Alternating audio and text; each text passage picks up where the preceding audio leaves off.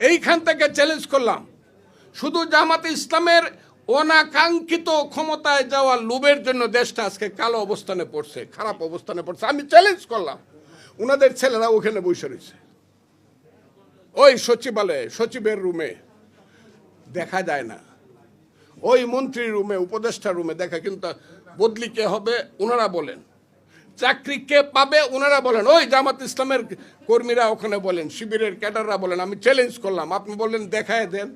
আমি বললাম আপনারা খোঁজ নেন, বাতাস যেমন দেখা যায় না, গায়ে লাগে, উত্তর থেকে আসে না, দক্ষিণ থেকে আসে, এইটা বাংলাদেশের মানুষের গায়ে লাগতেছে। এবং আমি খুব কঠিনভাবে বলছি, আমার ভাই, যদিও বয়সে সে ছোট, আমার ভাই রিজবি, রুহুল কবির রিজবি 3 দিন যাবৎ বলতেছে যে জামাত শিক্ষা এবং স্বাস্থ্য এই দুইটা টোটাল ডিপার্টমেন্ট দখল করে নিয়ে গেছে। বলতেছে না কথাটা? কেন? আপনি ছাত্র, আপনি জামাত, আপনি তো এই সরকারের অংশ না, আপনার ছেলেরা কেন সরকার চালাইতেছে সচিবালয়ে বৈশা? আমরা কারা? আমরা কিছু করি নাই? আমরা বিএনপি। আমার পজিশন হলো আপনার তুলনায় আমি 80%, আপনি 6%। আমি তো আপনাকে চাই একসাথে বসি, ছেলেরা একসাথে বসুক, নির্বাচনের যে সংস্কার যেটা, এটা দ্রুত করেন।